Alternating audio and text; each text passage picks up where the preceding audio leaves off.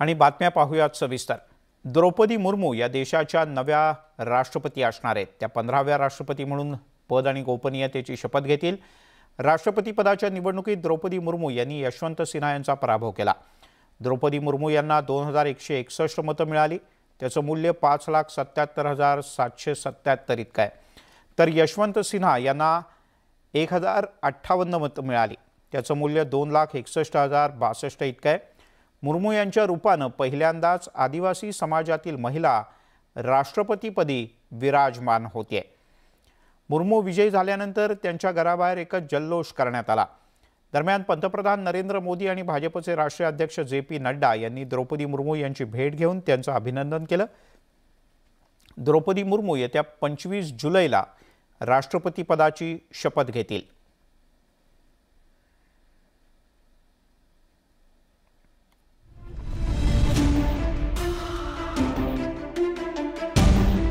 राष्ट्रपती पदाच्या निवडणुकीत यशवंत सिन्हा यांचा पराभव करत द्रौपदी मुर्मू यांनी राष्ट्रपती पदाच्या निवडणुकीत दणदणीत विजय मिळवला।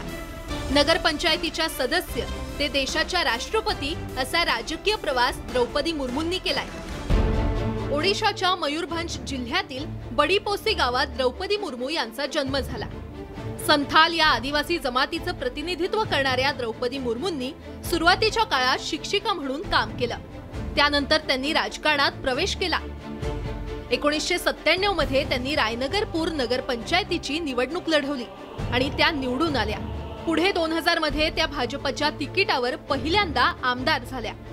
तसंच 2009 मध्ये त्यांनी दुसऱ्यांदा विधानसभा निवडणूक जिंकली।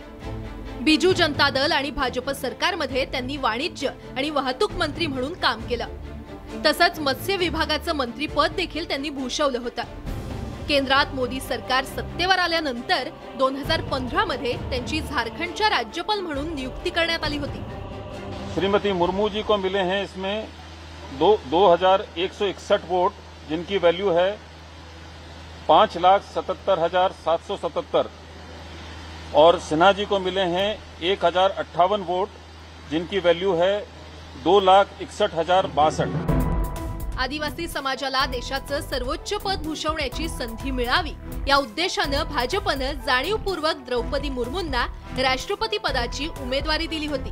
कारण आजवर आदिवासी समाजातील व्यक्तीला राष्ट्रपती पदाची संधी मिळाली नव्हती।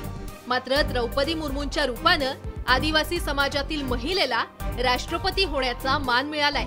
द्रौपदी मुर्मू या राष्ट्रपती झाल्यामुळे आदिवासी समाजाला देशाच्या राजकारणात एक वेगळं स्थान मिळणार आहे। Bureau report, news 18 Lokmat.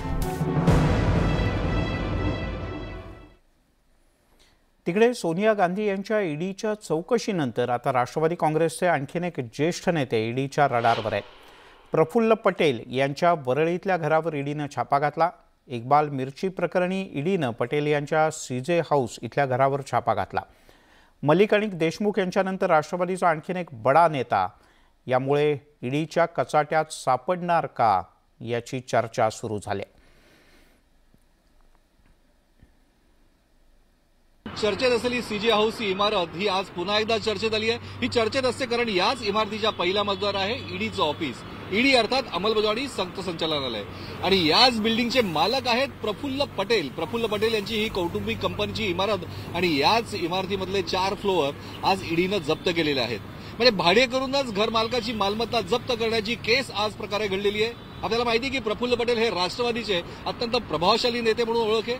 Rashtrawadi पक्षाध्यक्ष शरद पवार यांच्या अत्यंत निकटवर्ती म्हणून ओळख आहे आणि याच इमारतीमध्ये याच ठिकाणी इक्बाल मिर्ची, दाऊद इब्राहिम संबंधित गँगस्टर इक्बाल मिर्ची एक छोटी इमारत या ठिकाणी इक्बाल मिर्ची कुटुंबाची होती आणि तीच इमारत जी आहे तीच इमारत याच ठिकाणी प्रफुल्ल पटेल यांच्या कंपनीनं विकत घेतली होती आणि विकत घेतलेल्या इमारतीच्या जागीच या पद्धतीनं ही टोलेजंग इमारत या ठिकाणी त्यांनी बांधली आणि या बांधलेल्या इमारतीमध्ये हा पुनर्विकास केल्यानंतर हा जो व्यवहार झाला त्या व्यवहाराच्या वेळेस खूप मोठा आर्थिक गैरव्यवहार झाल्याची शंका ईडीला होती।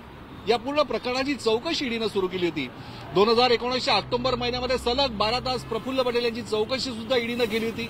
इक्बाल मिर्चीसोबत केलेल्या व्यवहाराची कबुली ही 2019च्या विधानसभा निवडणुकीच्या तोंडावर प्रफुल्ल पटेल यांनी दिली सुद्धा होती। आज मुंबईत असताना ईडीनं ही कारवाई केली आहे। व्हिडिओ जर्नलिस्ट वसंत केरेकरचा प्रशांत बाग, न्यूज 18 लोकमत, मुंबई। मुख्यमंत्री एकनाथ शिंदे यांनी आरेमधल्या मेट्रो कारशेडच्या कामावरची स्थगिती आज उठवली। त्यामुळे आता कारशेड ही आरेमध्येच होणार असल्याचं स्पष्ट झालंय। तब्बल 2.5 वर्ष स्थगिती असलेल्या कारशेडचा मार्ग अखेर मोकळा झालाय। नोव्हेंबर 2019 मध्ये महाविकास आघाडी सरकार सत्तेवर येताच तत्कालीन मुख्यमंत्री उद्धव ठाकरे यांनी पहिल्याच दिवशी आरे कारशेडच्या कामाला स्थगिती दिली होती। कारशेड आरेच्या ऐवजी कांजूरमार्ग इथे हलवण्याचा निर्णय ठाकरे यांनी घेतला। मात्र या जागेच्या मालकीवरून केंद्र आणि राज्य सरकार यांच्यातला वाद उच्च न्यायालयात सुद्धा गेला। कारशेडच्या कामाला स्थगिती दिल्याने गेल्या 2.5 वर्षांपासून हा प्रकल्प रखडला होता।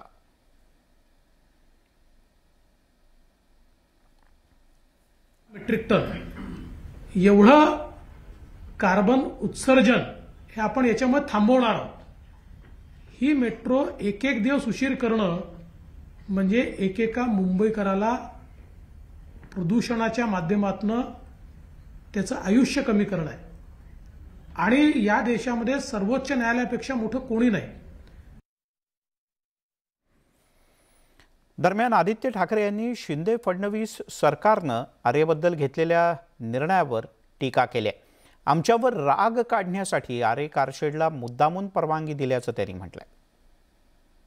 आज पण जो निर्णय घेतलेला आहे आरेचं जंगलमध्ये कारशेड, या सगळ्या गोष्टी म्हणजे आमच्यावर जो राग काढायचा होता त्यांना तो मुंबईवर काढत आहेत, तो महाराष्ट्रावर काढत आहेत। पण एकंदरच नक्की हे घडलं कशामुळे? तुम्हाला मुख्यमंत्री पद पाहिजे होतं, तुम्हाला कुठची पदं पाहिजे होती, त्यांच्याबरोबर सत्तेत बसायचं होतं। नक्की झालं तरी काय की असं तुम्हाला करायला लागलं आणि तिथे जाऊन आमच्यावर एवढा राग अचानक एवढा वाढला? त्यामुळे आदित्य ठाकरे यांनी थेट नापसंती व्यक्त केली, नाराजी व्यक्त केली आरेमध्ये कारशेडचं काम पुन्हा एकदा सुरू करण्याबद्दल। कारण आदित्य ठाकरे यांचा वैयक्तिकरित्या त्याला आधी विरोध होता, म्हणजे जेव्हा देवेंद्र फडणवीस यांच्या नेतृत्वाखालचं शिवसेना भाजप युतीचं सरकार होतं त्याही वेळेला, आणि नंतर सत्तेवर आल्यावर तर आदित्य ठाकरे यांनी तातडीनं या निर्णयाला स्थगिती दिली। उद्धव ठाकरे मुख्यमंत्री तत्कालीन यांनी या निर्णयाला स्थगिती दिली।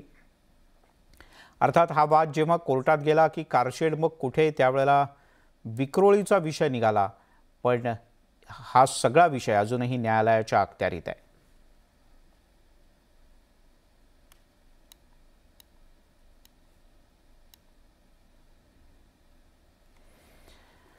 मुख्यमंत्री एकनाथ शिंदे यांनी गुरुवारी शिवसेनेचे खासदार गजानन कीर्तिकर यांची त्यांच्या निवासस्थानी जाऊन भेट घेतली। मात्र या भेटीमुळे नव्या राजकीय चर्चा सुरू झाल्या।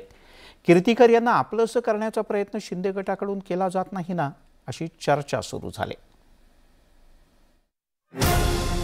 मुख्यमंत्र्यांनी घेतली गजानन कीर्तिकरांची भेट। कीर्तिकरांना शिंदे गटात ओढण्याचा प्रयत्न। शिंदे कीर्तिकर भेटीमागे दडलंय काय? मुख्यमंत्री एकनाथ शिंदे यांनी गुरुवारी शिवसेनेचे ज्येष्ठ खासदार गजानन कीर्तिकर यांची भेट घेतल्यामुळे नव्या राजकीय चर्चेला तोंड फुटलेलं आहे। त्यामागचं कारण म्हणजे नुकतंच शिवसेनेच्या 12 खासदारांनी राहुल शेवाळेंच्या नेतृत्वाखाली शिंदे गटाला पाठिंबा दिला असला तरी गजानन कीर्तिकरांनी मात्र उद्धव ठाकरेंची साथ सोडलेली नाही आणि त्यामुळेच शिंदे कीर्तिकर भेटीला वेगळं महत्त्व आलं होतं। शिंदे साहेबांनी गजानन कीर्तिकर जे खासदार आहेत त्यांची भेट घेतली होती। आता हा प्रश्न जो आहे की कार्यकारिणीमध्ये गजानन कीर्तिकर आहेत शिवसेनेच्या कार्यकारिणीमध्ये, आणि शिवसेनेची जी कार्यकारिणी आहे ती इलेक्शन कमिशनकडे रजिस्टर्ड झालेली आहे आणि माननीय शिंदे साहेबांनी इलेक्शन कमिशनकडे पिटिशन फाईल करून हा शिवसेना पक्षाच्या संदर्भात त्यांनी काही दावे केलेले आहेत। गजानन कीर्तिकर हे मुंबई उत्तर पश्चिम लोकसभा मतदारसंघाचं प्रतिनिधित्व करतात। 1990 ते 2009 या काळात 4 वेळेला ते विधानसभेत निवडून आले होते। शिवसेना भाजप युतीच्या सत्तेत त्यांनी गृहराज्यमंत्रीपद भूषवलेलं होतं। शिवसेनेचे निष्ठावान नेते म्हणून ते ओळखले जातात, त्यामुळेच पक्षाच्या कार्यकारिणीमध्ये त्यांना महत्त्वाचं स्थान देण्यात आलेलं आहे। सध्या शिवसेनेमध्ये सुरू असलेल्या सत्ता संघर्षामध्ये गजानन कीर्तिकर यांची भूमिका महत्त्वाची ठरणार आहे। मुख्यमंत्री एकनाथ शिंदे हे गजानन कीर्तीकर यांच्या घरी जाऊन त्यांची आस्थेवाईकपणे विचारपूस करतानाचे फोटो प्रसिद्ध झालेले आहेत। त्यामुळे सर्वसामान्य शिवसैनिकांच्या मनामध्ये काही प्रश्न निर्माण झालेले आहेत आणि भावना देखील निर्माण झालेल्या आहेत। शिवसेना पक्षप्रमुख उद्धव ठाकरे यांच्या आधी मुख्यमंत्री एकनाथ शिंदे हे गजानन कीर्तीकर यांची विचारपूस करण्यासाठी पोहोचले। त्यामुळे शिवसेनेतल्या वडीलधाऱ्या आणि ज्येष्ठ शिवसेना नेत्यांचे आशीर्वाद आणि पाठबळ मिळवण्यासाठी मुख्यमंत्री एकनाथ शिंदे एकही संधी सोडत नाहीयेत असा संदेश जो आहे शिवसैनिकांमध्ये गेलेला आहे। खरं तर एकनाथ शिंदे यांनी आमदारांपाठोपाठ शिवसेनेच्या 12 खासदारांना आपल्या गटात सहभागी करून घेत उद्धव ठाकरेंना मोठा धक्का दिलाय। शिवसेनेतील जास्तीत जास्त लोकप्रतिनिधी आणि पदाधिकाऱ्यांचं समर्थन मिळवण्याचा प्रयत्न शिंदे गटाकडून केला जात आहे। एवढंच नव्हे तर शिंदे गटानं थेट शिवसेना पक्ष संघटनेवरच दावा केलाय। निवडणूक आयोगाला शिंदे गटाकडून तसं पत्र देण्यात आलेलं आहे। त्यामुळं गजानन कीर्तीकर यांना आपल्या गटात सामील करून उद्धव ठाकरेंना मोठा धक्का देण्याचा शिंदे गटाचा प्रयत्न तर नाही ना, अशी चर्चा सध्या राजकीय वर्तुळात सुरू झालेली आहे। Bureau report, news 18 Lokmat. त्यामुळे पाहूयात पुढे नेमकं काय होतं ते। तिकडे आदित्य ठाकरे 2 दिवसांच्या नाशिक दौऱ्यावर आहेत। यावेळेला त्यांनी शिवसैनिकांशी संवाद साधला। नाशिकचे खासदार हेमंत गोडसे हे शिंदे गटात सहभागी झाले आहेत। हेमंत गोडसेंवर आदित्य ठाकरे यांनी घणाघाती टीका केली। 2014 मध्ये मी स्वतः नाशिकच्या खासदाराच्या प्रचारासाठी पावसात फिरलो, मग नक्की आमचं चुकलं काय असा प्रश्न आदित्य ठाकरे यांनी केला। तुमच्यात हिंमत असेल तर राजीनामे द्या आणि निवडणूक लढवा असं आव्हान त्यांनी हेमंत गोडसे यांना दिलं। 2014ची निवडणूक होती। अनेक शिवसैनिक माझ्यासोबत तुम्ही झाल्या तर त्याला किती 7.5-8 वर्ष झाली त्या प्रसंगाला। धो पाऊस पडत होता, प्रचार सुरू होता। मी खांद्यावर भगवा झेंडा घेऊन 1 ते 1.5 तास या खासदाराच्या प्रचारासाठी फिरलेलो नाशिक शहरामध्ये, हे तुम्हाला पण आठवत असेल। तो लोकांसाठी मागत असतो, जनहिताच्या कामासाठी मागत असतो आणि ते काम मी इथे करून दिलं आहे। ते फंड आपल्यापर्यंत पोहोचलेलं आहे। नाशिकमध्ये तो आलेला आहे। अनेक गोष्टी म्हणजे या नाशिकमध्येच झालं तर आमचं MTDCचं बोट क्लब असेल, ॲग्रो टुरिझम असेल, कित्येक गोष्टी आपण या नाशिकमध्ये केलेल्या आहेत आणि अशाच गोष्टी आपण सर्वत्र महाराष्ट्रात करत होतो। मग नक्की बिघडलं काय, नक्की चुकलं काय? जे काही राजकारण त्यांना आवडत होतं, जे काही राजकारण त्यांना येतं कदाचित, ते आम्हाला येत नाही, ते राजकारण आम्ही करू शकलो नाही, ही चूक आमची होती। खासदार जे पळून गेलेले आहेत त्यांच्यावर इतर काही दडपण असतील मला माहित नाही, पण त्यांच्यावर कधी दबाव आपण शिवसेना म्हणून किंवा पक्षप्रमुख म्हणून किंवा मुख्यमंत्री म्हणून ठेवला नाही। ही चूक असू शकते, पण ही जर चूक आम्ही केली असेल तर मला त्याचा अभिमान आहे, कारण आपल्या राजकारणात आता माणुसकीची गरज आहे आणि सत्याची गरज आहे, सत्तेची गरज नाहीये। सरकार नव्हतं तेव्हा ह्यांना जपलेलं आहे। सरकार आल्यानंतर मंत्रीपद असतील मंत्रीपद दिली, महामंडळ द्यायची होती ती दिली, सगळं काही जे काही मागितलं ते दिलं आणि ह्याच लोकांनी आपला घात केला आणि 2.5 वर्षात हे आपलं चांगलं चालणारं सरकार पाडलं। हे काही फार चालणारा ह्यांचा प्रयोग नाही। हा जो काही चाललेला सर्कस जी चाललेली ही फार काळ चालणारी नाहीये। अल्पयाचं सरकार आहे, जास्ती वेळ चालणार नाही। तुम्ही लिहून घ्या, कोसळणार म्हणजे कोसळणारच।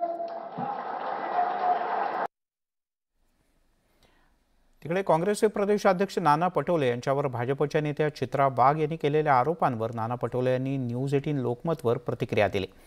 नाना यांच्या सोबत असलेली फोटोतली महिला कोण असा प्रश्न विचारल्यावर न्यूज 18 लोकमतच्या स्टुडिओत नाना नेमकं काय म्हणाले पाहूयात।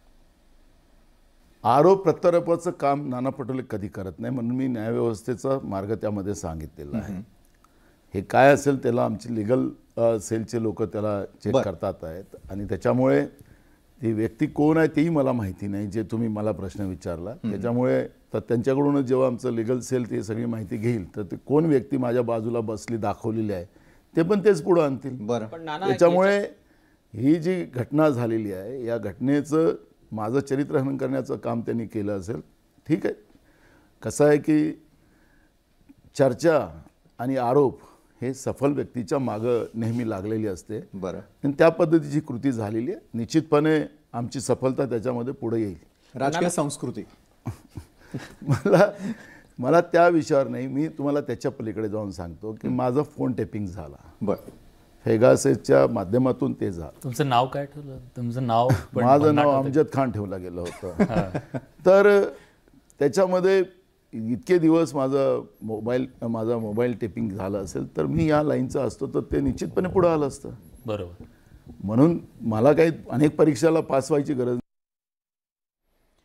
अर्थात नाना पटोले यांनी आणखीन काय काय गोष्टींचा खुलासा केला, पडद्यामागे काय चाललं होतं याबद्दल काय सांगितलं, ही सगळी सविस्तर अनकट मुलाखत तुम्ही 10:30 वाजता न्यूज 18 लोकमतवर पाहू शकणार आहात. तुर्तास घेऊयात एक छोटासा ब्रेक.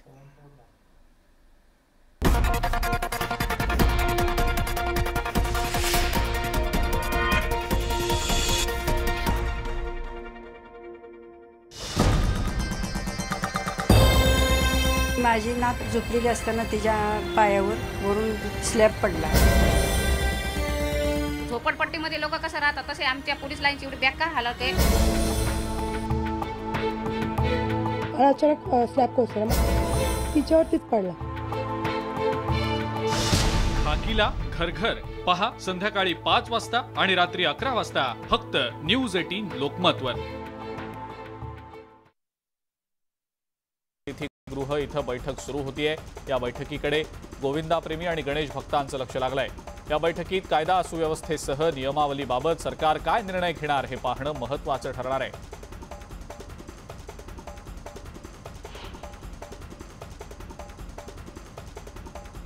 भारताच्या 16व्या राष्ट्रपती पदासाठी मतमोजणीला सुरुवात झालेली आहे. संध्याकाळपर्यंत निकाल जाहीर होण्याची शक्यता आहे. या निवडणुकीत एकूण 4800 खासदार आणि आमदारांनी मतदानामध्ये सहभाग घेतला. द्रौपदी मुर्मू यांना 27 पक्षांचा पाठिंबा होता, तर यशवंत सिन्हा यांना 14 पक्षांचा पाठिंबा होता. नॅशनल हेराल्ड प्रकरणी काँग्रेस अध्यक्षा सोनिया गांधींची ईडी चौकशी सुरू झालेली आहे. दुपारी 12 वाजल्यापासून त्यांची चौकशी सुरू झालेली आहे. 3 सदस्यांच्या टीमकडून सोनिया गांधी यांची चौकशी सुरू आहे. काँग्रेस अध्यक्षा सोनिया गांधींना ईडी चौकशीसाठी बोलावल्याचे पडसाद संसदेतही उमटल्याचं दृश्य पाहायला मिळालं. लोकसभेच्या पावसाळी अधिवेशनाचं कामकाज सुरू होताच काँग्रेस खासदारांनी जोरदार घोषणाबाजी केली. लोकसभेतील कामकाज तहकूब झाल्यानंतर काँग्रेस खासदारांनी संसदेच्या मुख्य द्वारावर निदर्शनं केली. यावेळेला सरकारच्या विरोधात जोरदार घोषणाबाजीही करण्यात आली. नॅशनल हेराल्ड मनी लॉन्ड्रिंग प्रकरणी काँग्रेस अध्यक्षा सोनिया गांधी आज चौकशीसाठी ईडी समोर हजर राहिलेल्या आहेत. ईडीच्या या कारवाईच्या विरोधात काँग्रेसनं मात्र आक्रमक भूमिका घेतली असून ठिकठिकाणी काँग्रेस कार्यकर्त्यांकडून आंदोलन सुरू आहे. मुंबई, पुणे, नागपूर आणि नवी दिल्लीमध्ये ईडी चौकशीच्या विरोधात काँग्रेस कार्यकर्ते रस्त्यावर उतरले. विरोधकांचा आवाज दडपण्यासाठी केंद्र सरकार ईडीचा सूडबुद्धीनं वापर करत असल्याचा आरोप काँग्रेस कार्यकर्त्यांनी केलाय. सोनिया गांधींची ईडी चौकशी सुरू आहे. या चौकशीच्या विरोधात पुण्यामध्ये काँग्रेस नेते आणि कार्यकर्त्यांनी आंदोलन केलं. यावेळेला केंद्र सरकारच्या विरोधात जोरदार घोषणाबाजी करण्यात आली. सोनिया गांधींच्या समर्थनार्थ काँग्रेसच्या कार्यकर्त्यांनी नागपूरच्या सेमिनार हिल परिसरातल्या ईडी कार्यालयासमोर धरणे आंदोलन केलंय. या आंदोलनामध्ये माजी मंत्री सुनील केदार, आमदार विकास ठाकरे आणि इतर पदाधिकारी सहभागी होते. काँग्रेस केंद्रीय संस्थांच्या कार्यालयासमोर आंदोलन करून दबाव आणण्याचा प्रयत्न करतेय असा आरोप भाजपचे नेते चंद्रशेखर बावनकुळेंनी केलाय. ज्यांनी काही केलेलंच नसेल तर त्यांना कशाचीही भीती वाटण्याची गरज नाही असं म्हणत बावनकुळेंनी काँग्रेस आंदोलनाची खिल्ली उडवली आहे. ओबीसी राजकीय आरक्षणाचं श्रेय आमचंच असल्याचा दावा राष्ट्रवादी काँग्रेसचे नेते हसन मुश्रीफ यांनी केलाय. ग्रामविकास खात्याच्या माध्यमातून सर्वेक्षण झालेलं असून कोल्हापूरसह काही जिल्ह्यात फेर सर्वेक्षण करण्याची गरज असल्याचंही त्यांनी सांगितलं. ओबीसी राजकीय आरक्षणासंदर्भात जे काम झालं ते महाविकास आघाडीच्या सरकारमध्ये 90% झालेलं होतं. त्यामुळे सध्याच्या सरकारनं याचं श्रेय घेऊ नये असं म्हणत आमदार रोहित पवार यांनी शिंदे फडणवीसांवर टीका केली आहे. ओबीसींना भाजपमुळेच न्याय मिळाल्याचा दावा करत भाजपच्या वतीनं कोल्हापूरमधल्या शिवाजी चौकात जल्लोष करण्यात आला. फटाक्यांची आतषबाजी, साखर पेढ्यांचं वाटप आणि ढोल ताशांच्या गजरात हा जल्लोष करण्यात आला. बीडच्या परळीमधील भाजपच्या कार्यकर्त्यांनी पंकजा मुंडे यांच्या प्रयत्नांना अखेर यश आलं असं म्हणत जोरदार घोषणाबाजी करत आनंदोत्सव साजरा केलाय.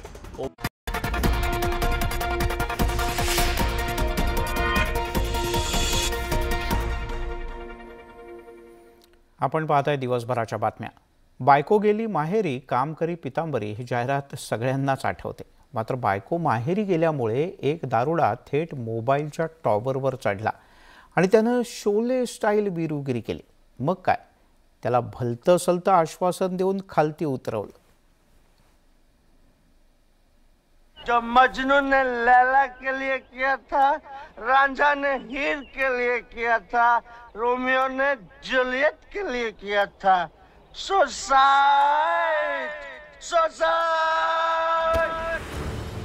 सिनेमातला हिरो प्रेयसीसाठी दारूच्या नशेत सुसाईड करण्यासाठी पाण्याच्या टाकीवर चढला होता, तर इकडे हा जालना जिल्ह्यातला गणप्याही दारूच्या नशेत थेट मोबाईल टॉवरवर चढला। बदनापूर तालुक्यातल्या दाभाडी इथल्या गणप्या महाशयांची पत्नी माहेरी गेली। पत्नी नांदायला येत नसल्यानं गणप्यानं मोबाईल टॉवरवर चढाई केली। गणप्या काही करून खाली येत नव्हता, मग त्याला आमदार करण्याचं आश्वासन दिलं। तुला काम कर, तुला आमदार करायला पाहिजे, एवढं खाली उतर, तुला आमदार करायला खाली उतर। तू माझ्याकडे मला आमदार झाल्यासारखं वाटतंय। तुला आमदार करायला पाहिजे, एवढं खाली उतर, तुला आमदार करायला खाली उतर। आमदार झाला पाहिजे, खाली उतर। तुला आमदार करायला पाहिजे, खाली तुला आमदार करायला खाली उतर। मी त्याला सांगितलं की चल ये खाली, आता तुला आमदारच बनवून टाकू, तुला तुझी बायको आणून देऊ, तुझे सर्व काही मागण्या पूर्ण करू, अशी मी त्याला विनंती केली। त्यानंतर ते थोड्या वेळानं मग रात्री संध्याकाळी 8 वाजता तो टावरच्या खाली आला स्वतःहून। अखेर आमदारकीची मात्रा चालली। गणप्या खाली उतरायला तयार झाला, मात्र त्याला खाली काही उतरता येत नव्हतं। त्यामुळे अग्निशमन दलानं गणप्या महाशयांना खाली उतरवलं। राज्यातल्या अनेक आमदारांना मंत्री व्हायचंय, मात्र मंत्रिमंडळाचा विस्तारच होत नसल्यानं आमदारांमध्ये अस्वस्थता आहे। आणि दुसरीकडे हा गणप्या बायको माहेरी गेल्यानं अस्वस्थ झाला, पण आमदार करणार म्हटल्यावर त्याचा जीव भांड्यात पडला। आता राज्यातले आमदार मंत्री कधी होणार आणि हा गणप्या आमदार कधी होणार याकडे सगळ्यांचंच लक्ष लागलंय। तुला आमदार करायला पाहिजे, एवढं खाली उतर, तुला आमदार करायला खाली उतर। विजय कमळे पाटील, न्यूज 18 लोकमत, जालना। मंडळी, मंत्रिमंडळाचा विस्तार व्हायचा तेव्हा होईल, गणप्या आमदार व्हायचा तेव्हा होईल। तुम्ही मात्र सर्व प्रकारच्या ताज्या अपडेट्ससाठी पाहत राहा न्यूज 18 लोकमत।